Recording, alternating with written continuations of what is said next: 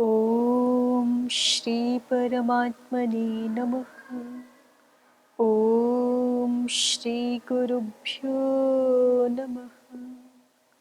ओम सर्वेभ्यो नमः। ओम। सूत्र है हमारा अग्रिम, यस्मादधिकं यस्य चेश्वर वचनम तत्र सप्तमी। कर्म प्रवचने युक्त इति वर्तते। काशिकाकार कह रहे हैं कर्म प्रवचनीय युक्ते, ये अनुवृत्त है। यस्मादधिकं यस्य चेश्वर वचनम कर्म प्रवचनीयैर्युक्ते तत्र सप्तमी विभक्तिर्भवति। यस्मादधिकम, जिससे अधिक बताया जा रहा हो, और यस्य चेश्वर वचनम, जिसके विषय में ईश्वर वचन किया जा रहा हो, अर्थात जिसकी प्रभुता को बताया जा रहा हो, जिसके स्वामित्व को बताया जा रहा हो, उसमें यदि वो शब्द कर्म प्रवचनियों से युक्त हैं तो सप्तमी विभक्ति हो जाती है। तत्र सप्तमी विभक्तिर्भवति। द्वितीया पा रही थी ना सामान्य रूप से, कर्म प्रवचने युक्ते द्वितीया, इसके अनुसार द्वितीया प्राप्त होनी थी, तो उसको बाध करके ये सप्तमी विधान करा रहे हैं। उपखार्याम द्रोणः उपनिष्के कार्शापनम यस्य चेश्वरवचनमिति स्वस्वामिनोर्द्वयोरपि पर्यायेण सप्तमी विभक्तिर्भवति। ईश्वर वचन में स्व और स्वामी दोनों में ही पर्याय से सप्तमी विभक्ति हो जाती है। अधि ब्रह्मदत्ते पांचालः अधि पंचालेषु ब्रह्मदत्तः। पांचाल जो प्रदेश है उस पर ब्रह्मदत्त का शासन है, तो अधि ब्रह्मदत्ते पंचालाः भी बनेगा और अधि पंचालेषु ब्रह्मदत्त इति। द्वितीयापवादो योगः। व्याख्याकारों को देखिए क्या कह रहे हैं। न्यासकार कहते हैं यस्मादधिकं यस्य चेश्वर वचनम तत्र सप्तमी उपखार्याम द्रोण इति। ये प्राचीन परिमाण के अनुसार, जैसे 1 रुपए में 16 आने होते हैं ना, तो ऐसे एक खारी में 16 द्रोण होते हैं। 16 द्रोण को मिला के एक खारी बनती है, ठीक है। तो जब ऐसा कहना है कि खारी में 1 द्रोण अधिक है, माने 1 खारी पूरी और साथ में 1 द्रोण, तो उसको कहने के लिए प्रयोग बना हुआ है उपखार्याम द्रोणः। खार्या अधिकः द्रोणः, खारी से कितनी मात्रा अधिक है, तो द्रोण भर मात्रा अधिक है। मान लीजिए आपने जो है व्रीहि का उन्मान किया है, व्रीहि को तोला है, तो उसमें 1 खारी इतना तो पूरी मात्रा है। जैसे हम कहें कि 1 किलो पूरा है और 100 ग्राम ज़्यादा है, तो वैसे ही 1 खारी पूरी है व्रीहि की और उसमें द्रोण भर मात्रा अधिक है। उपखार्याम द्रोणः, खार्या अधिको द्रोणः। तो यहाँ पे यस्मादधिकम, जिसका अधिक वचन किया जा रहा है और कर्म प्रयोजनीय संज्ञक का प्रयोग होना चाहिए, तो उप ये कर्म प्रयोजनीय संज्ञक है। कैसे? उपोधिके चैति उपशब्द से कर्म प्रयोजनीय संज्ञा। उपशब्द जब अधिक के अर्थ में, अधिक इस अर्थ में प्रयोग हो रहा हो तो कर्म प्रयोजनीय संज्ञक होता है। यस्य चेश्वर वचनमिति, यस्य ईश्वर व्यपदेशः इत्यर्थः। ईश्वर व्यपदेशस्तु स्वामिना एव संभवति। ईश्वर शब्द का व्यवहार स्वामी के लिए होता है। तत्रैव सप्तम्या भवितव्यम, तो उसी में सप्तमी होनी चाहिए। इति कस्यचित् भ्रांति स्यात्, ऐसी किसी को भ्रांति हो सकती है। अतस्तन् निराकर्तुम् आह यस्य चेश्वर वचनम इत्यादि, इसलिए उसको निराकरण करने के लिए आचार्य ने कहा है यस्य चेश्वर वचनम इत्यादि। यस्य चेश्वर वचनम इत्यनेन द्वयोरपि स्वस्वामिनोः पर्यायेण सप्तमी भवति। ईश्वर वचनम ऐसा कह करके दोनों में ही स्व और स्वामी में पर्याय से सप्तमी हो जाती। एक साथ नहीं होगी, पर्याय से होगी, या तो स्व में ही या तो स्वामी में ही। तो न्यासकार यहाँ पे दिखा रहे हैं कि जिज्ञासु प्रश्न करता है कथम यावता अधीरीश्वरे इत्यनेन अधिशब्द से कर्म प्रयोजनीय संज्ञा विहिता। चूंकि अधीरीश्वरे इस सूत्र के द्वारा अधिशब्द की कर्म प्रयोजनीय संज्ञा विहित है। ईश्वरस्तु स्वामी, और ईश्वर तो स्वामी ही होता है, माने ईश्वर अर्थ में ही अधि शब्द की कर्म प्रयोजनीय संज्ञा है ना, तो उस अधि शब्द का योग ईश्वरवाची शब्द से ही रहेगा। तो वही अधि इस कर्म प्रयोजनीय संज्ञक के योग में ईश्वरवाची शब्द में ही सप्तमी होनी चाहिए। ठीक है। ईश्वरस्तु स्वामी च स्वम अपेक्ष्य भवति। स्वस्वामी संबंधे अधि शब्द कर्म प्रयोजनीय संज्ञो भवति। स्वस्वामी संबंध में अधि शब्द कर्म प्रयोजनीय संज्ञा वाला होता है। तत्र कदाचित स्वामी कर्म प्रयोजनीय विभक्त्या युज्यते, तो कभी तो स्वामी कर्म प्रयोजनीय वाली विभक्ति से युक्त हो जाता है। इसका उत्तर दे रहे हैं। अब प्रश्न तो ये था ना कि ईश्वर ही स्वामी होता है, तो वहां पर केवल ईश्वर में ही सप्तमी होनी चाहिए। तो इसका उत्तर यहाँ से शुरू हो गया है। स च स्वम अपेक्ष्य भवति। स्वामी ईश्वरवाची है, ये तो ठीक है, लेकिन यदि उसका कुछ स्व ही नहीं होगा तो वो स्वामी किसका? तो स्व की अपेक्षा हमेशा रहेगी। और स्व स्वामी संबंधे अधि शब्द कर्म प्रयोजनीय संज्ञो भवति। अधिरीश्वरे का अर्थ थोड़ा परिष्कृत कर दिया ना, कि ईश्वर अर्थ में अधि शब्द की कर्म प्रयोजनीय संज्ञा हो रही है और ईश्वर शब्द स्वामीवाची है, ये तो ठीक है, लेकिन वो स्वामी स्व की भी अपेक्षा करता है। इसलिए ऐसा समझना चाहिए कि स्व स्वामी संबंध को कहने के लिए जो अधि शब्द प्रयोग हो रहा है वो कर्म प्रयोजनीय संज्ञक होता है। तो इसका मतलब अधि का संबंध दोनों से ही है, स्व से भी और स्वामी से भी। तो तत्र कदाचित स्वामी कर्म प्रयोजनीय विभक्त्या युज्यते, तो इसलिए कभी तो स्वामी कर्म प्रयोजनीय विभक्ति से युक्त हो जाता है। कदाचित स्वम इत्येतत् प्रतिपादितम प्रागेव, और कभी जो स्व संज्ञक है वो कर्म प्रयोजनीय विभक्ति से युक्त हो जाता है। इति एतत् प्रतिपादितम प्रागेव, ये हमने पहले ही प्रतिपादित कर दिया है। कथम पुनर्यस्य चेश्वर वचनमिति उच्यमाने स्वमपि कर्म प्रयोजनीय विभक्त्या युज्यते न ही तस्य ईश्वर व्यपदेशो अस्ति। फिर से कोई प्रश्न कर रहा है कि चलो अधिरीश्वरे के बारे में तो आपने बता दिया कि अधिरीश्वरे ईश्वरे कहा है भले ही, लेकिन फिर भी स्वस्वामी संबंध में अधि शब्द कर्म प्रयोजनीय संज्ञक हो जाएगा। लेकिन यहाँ पर भी तो ऐसा ही कहा है, यस्य चेश्वर वचनम तत्र सप्तमी। यहाँ पे भी तो ईश्वरवाची शब्द से ही सप्तमी करने के लिए कहा है ना। तो कथम पुनर्यस्य चेश्वर वचनम इति उच्यमानेपि, यस्य चेश्वर वचनम ऐसा कहने पर भी ऐसा कैसे होता है कि स्वमपि कर्म प्रयोजनीय विभक्त्या युज्यते, जो स्वसंज्ञक है वह भी कर्म प्रयोजनीय विभक्ति से युक्त हो जाता है। न ही तस्य ईश्वर व्यपदेशो अस्ति, उसका तो ईश्वर ऐसा व्यपदेश है ही नहीं। एवं तर्हि अनुक्त समुच्चयार्थश्चकारः क्रियते। तो फिर कहा कि एवं तर्हि अनुक्त समुच्चयार्थश्चकारः क्रियते, तो ऐसी बात है कि अनुक्त समुच्चय के लिए चकार किया जा रहा है। तेन यस्य ईश्वर व्यपदेशो नास्ति तत्रापि सप्तमी विज्ञायते इत्यदोषः। एवं तर्हि अनुक्त समुच्चयार्थश्चकारः क्रियते, अनुक्त समुच्चय के लिए चकार किया जा रहा है। चकार अनुक्त समुच्चय के लिए भी होता है कि जो नहीं कहा है उसको भी ग्रहण किया जा सके। तो चेश्वर वचनम कहा हुआ है ना, तो च से यदि ऐसी समस्या दिख ही रही है आपको कि नहीं ईश्वर वचन कहने से ईश्वर को ही लेना चाहिए था, स्व को नहीं लेना चाहिए था, उसका तो ईश्वर नाम है नहीं, तो कह रहे अनुक्त समुच्चय कर लिया जाएगा। व्याकरण शास्त्र तो स्मृति है ना, लोक व्यवहार का स्मरण करती है। लोक में दोनों में सप्तमी देखी जाती है, ईश्वर में भी और स्व में भी, तो इसलिए दोनों में हो जाएगी। च से उसका ग्रहण हो जाएगा, किसका? स्व का भी। तेन यस्य ईश्वर व्यपदेशो नास्ति तत्रापि सप्तमी विज्ञायते इत्यदोषः, तो जहाँ ईश्वर व्यपदेश नहीं भी कर सकते हैं हम, वहाँ भी सप्तमी हो जाएगी, इसलिए कोई समस्या नहीं है। पद्मंजरीकार देखिए क्या कह रहे हैं। यस्मादधिकम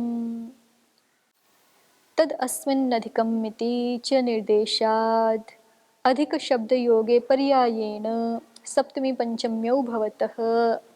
पद्मंजरीकार दो प्रकार के प्रयोग दिखा रहे हैं शास्त्र की अंतः साक्षी के द्वारा ही।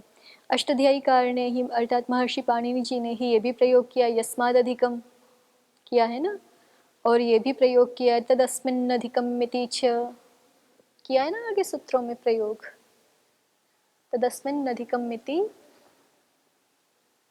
सूत्र निकालो कहाँ है, तदस्मिन्नधिकमिति दशांता डह 5-2-45। तो तद अस्मिन्नधिकम ये भी प्रयोग किया है और यस्माद अधिकम भी प्रयोग किया है। तो यहाँ से एक निर्णय निकाल के बता रहे पद्मंजरीकार कि अधिक शब्द के योग में पर्याय से सप्तमी और पंचमी दोनों होती हैं।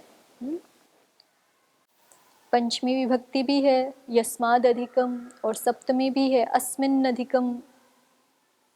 अस्माद अधिकम अस्मिन् अधिकम दोनों ही प्रयोग होते हैं और दोनों का एक ही अर्थ है, माने इससे इतना अधिक है।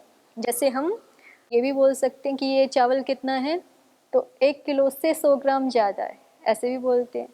और ये भी बोलते हैं 1 किलो में 100 ग्राम ज़्यादा है, हिंदी में भी बोलते हैं ना दोनों तरह से। 1 किलो से 100 ग्राम ज़्यादा है, 1 किलो में 100 ग्राम ज़्यादा है, दोनों तरह से बोला जाता है। तो उसी तरह से ये दिखा रहे हैं कि अस्माद अधिकम, यस्माद तो ठीक है सूत्र का प्रयोग, लेकिन हम इसको अगर इदम की दृष्टि से ही देखें तो अस्माद अधिकम और अस्मिन् अधिकम दोनों प्रकार के प्रयोग होते हैं। तो खार्याम द्रोणः उप अर्थात उपखार्याम द्रोणः माने खारी में द्रोण अधिक है या खारी से द्रोण अधिक है, एक ही अभिप्राय है दोनों का। खारी में द्रोण अधिक है, खारी से द्रोण अधिक है, अभिप्राय समझ गए ना।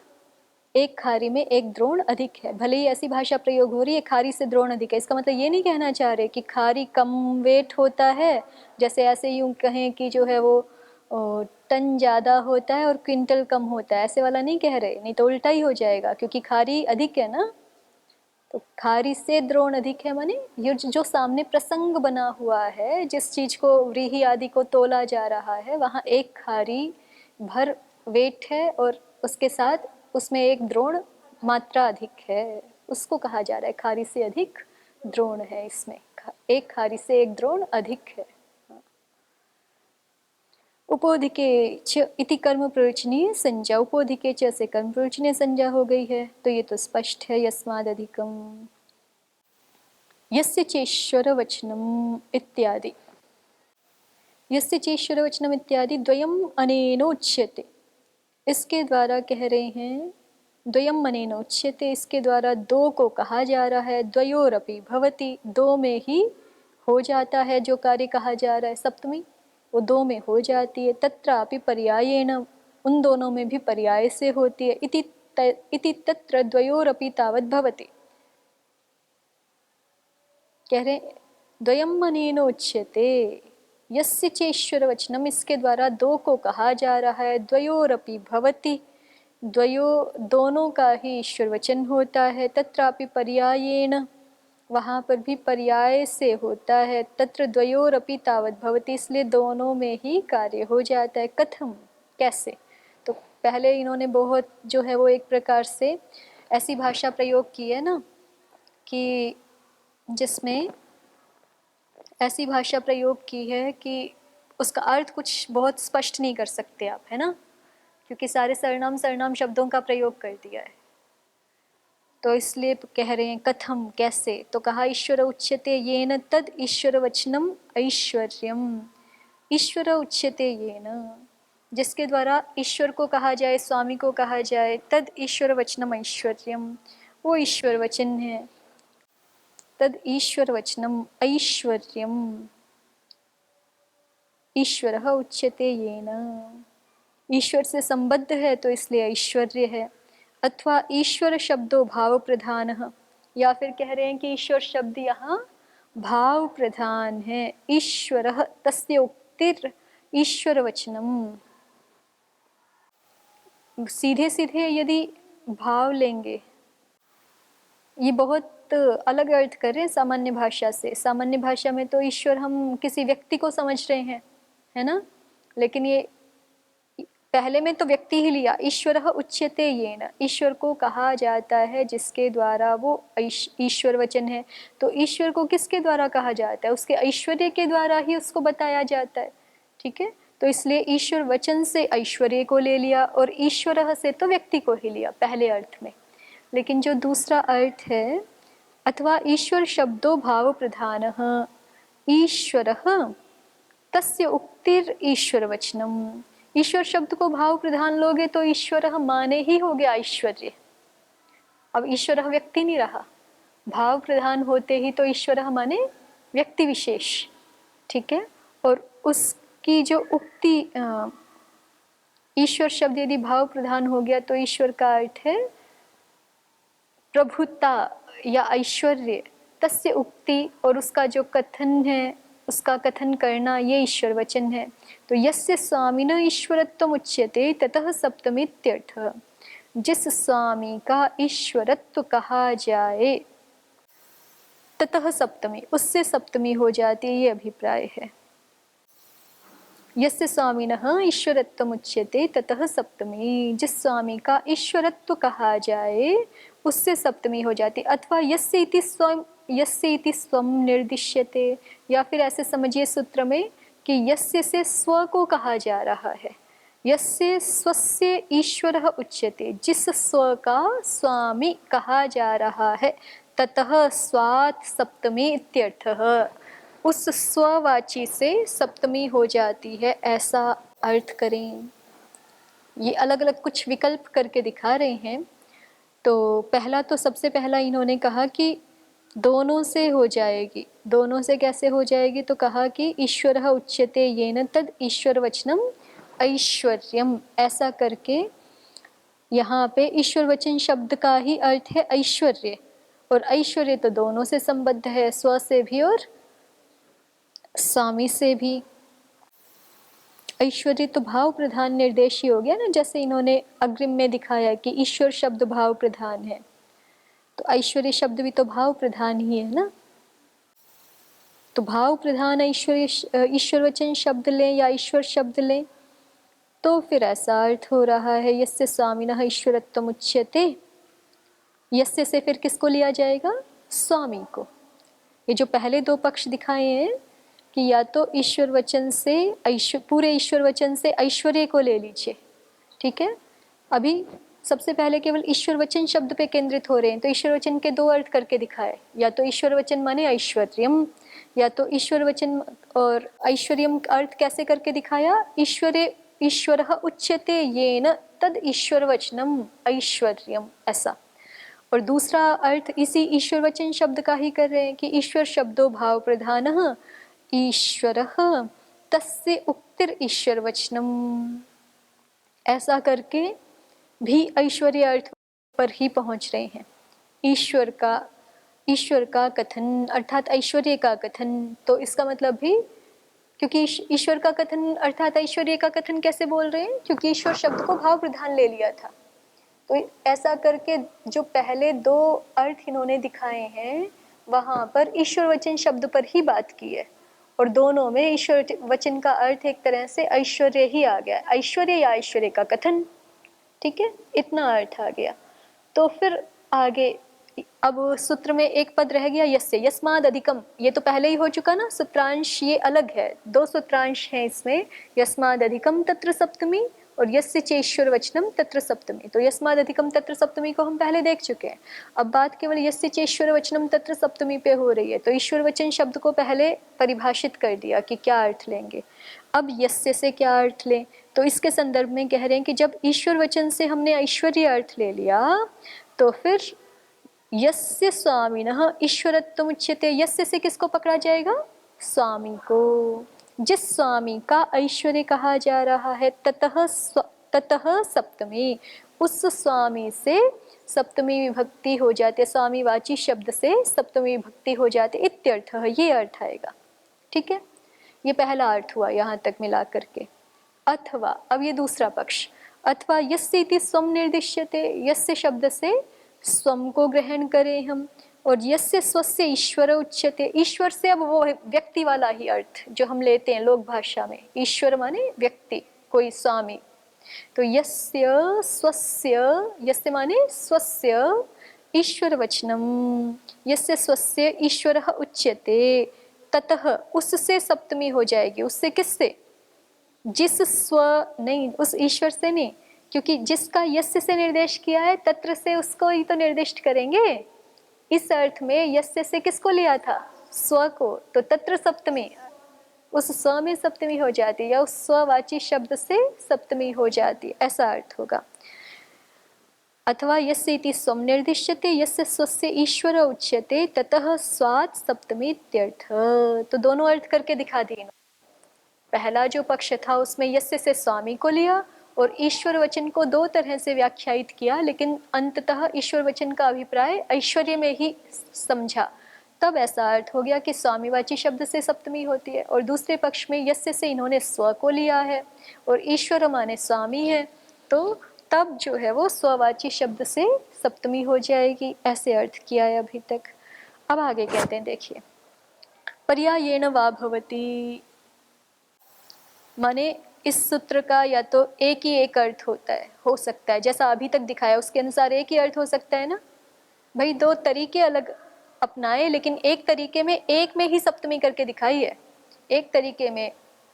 एक तरीके से जो है वो ईश्वर से सप्तमी करके दिखाई है, एक तरीके से स्व से सप्तमी करके दिखाई है। अब कहते हैं पर्यायेण वा भवति, अथवा पर्याय से होती है। शेष विषये कर्म प्रयोजनीय विभक्त्यारंभाद एकत उत्पन्नया विभक्त्या द्विष्ठस्यापि संबंधस्य अभिधानात्।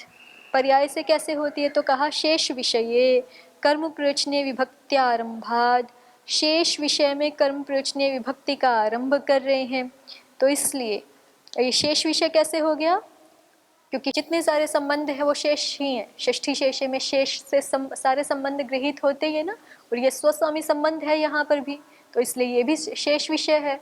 तो इसका ये विभक्ति हम ना प्रारंभ बोलते यहाँ पे सप्तमी, तो फिर क्या होता, स्वस्वामी संबंध में षष्ठी ही होती। तो इसलिए कह रहे हैं कि शेष विषये कर्म प्रयोजनीय विभक्त्या आरंभाद, शेष विषय में कर्म प्रयोजनीय विभक्ति का आरंभ करने से एकता उत्पन्नया विभक्त्या, किसी एक से या तो स्व से या तो स्वामी से उत्पन्न जो विभक्ति है उसके द्वारा द्विष्ठस्यापि संबंधस्य अभिधानात्, द्विष्ठ संबंध का अभिधान हो जाता है। दोनों में स्थित जो संबंध है उसका अभिधान हो जाता है। तो इस कारण से पर्यायेण वा भवति, ये जो हम षष्ठी के विषय में सप्तमी कर रहे हैं, इसको या तो हम स्व से कर दें या तो स्वामी से कर दें, तो भी द्विष्ठ संबंध का अभिधान हो जाएगा। इसलिए दोनों से हो, इसलिए किसी एक से भी हो सकती है पर्याय से। ये पर्याय से क्यों हो जाएगी, उसमें हेतु प्रस्तुत किया इन्होंने। पर्यायेण वा भवति शेष विषये कर्म प्रयोजनीय विभक्त्यारंभाद, शेष विषय में कर्म प्रयोजनीय विभक्ति का आरंभ होने से एकत उत्पन्नया विभक्त्या, किसी एक से उत्पन्न हुई विभक्ति के द्वारा द्विष्ठस्यापि संबंधस्य अभिधानात्, द्विष्ठ जो संबंध है उसका कथन हो जाने से किसी एक से भी विभक्ति हो सकती है। अधि ब्रह्मदत्ते इति सप्तमी षण्डैः इति समास पक्षे ब्रह्मदत्ताधीना इति भवति। कह रहे सप्तमी षण्डैः सूत्र से समास करेंगे तो फिर वहाँ पे षण्डैः बहुवचन है ना, तो जहाँ बहुवचन होता है इस प्रकार के स्थलों में वहाँ गण का ग्रहण होता है। षण्डैः माने षण्डादि गण। अब मूल काशिका में खोल के देख भी सकते हो, वहाँ अधि शब्द भी पढ़ा हुआ है, ठीक है। तो वहाँ पर यदि समास करेंगे तो कह रहे हैं कि ब्रह्मदत्ताधीना, ये पक्ष बन जाएगा, ठीक है। अधि से फिर जो है आगे प्रत्यय भी हो जाता है ना, ख 5-4 में आपका सूत्र है ना, अषढक शासितम गुलम कर्मालम पुरुषाध्युत्तर पदात् खः। ब्रह्मदत्ताधि बनता है, लेकिन वो अधि उत्तर पद वाले से ख प्रत्यय नित्य विहित है 5-4 में, तो इसलिए ब्रह्मदत्ताधीना बन जाएगा। अध्युत्तर पदाच्च स्वार्थ में ख प्रत्यय विहित है, यही दिया हुआ है। अध्युत्तर पदस्तत्पुरुषः अधिशब्दः शौण्डादिषु पठ्यते राजाधीनः नित्यश्चायं प्रत्ययः उत्तरत्र विभाषा ग्रहणात्। इसमें आगे विभाषा है, तो इसलिए यहाँ पे ये प्रत्यय नित्य ही है, ये समझना चाहिए। विभाषाएं चेरदिक स्त्रियाम, आगे विभाषा शुरू कर रहे हैं ना, तो इसका मतलब ये प्रत्यय नित्य ही है, ठीक है। तो इसलिए कह रहे हैं कि समास पक्ष में तो ब्रह्मदत्ताधीना बन जाएगा प्रयोग। सप्तमी षण्डैः इति समास पक्षे ब्रह्मदत्ताधीना इति भवति। विभक्त्यर्थ वृत्तित्वे अधि ब्रह्मदत्तमिति अव्ययी भावः, और विभक्त्यर्थ व्यवहार को कहना हो तो फिर अधि ब्रह्मदत्तम भी बनेगा। जैसे अधि स्त्री अधि कुमारी आदि बनते हैं ना आपके प्रयोग, स्त्रीषु अधि, इतना ही अर्थ कहना हो या स्त्रीषु विषये ऐसा कह लीजिए, स्त्रीषु विषये इतना ही अर्थ कहना हो तो अधिस्त्री, कुमार्याम विषये इतना कहना हो तो अधिकुमारी जैसे बनाते हैं ना, वैसे ही आपका ब्रह्मदत्ते या ब्रह्मदत्त विषये इतना ही अर्थ कहना हो तो उसके लिए अधिब्रह्मदत्तम बन जाएगा, अव्ययी भाव हो करके।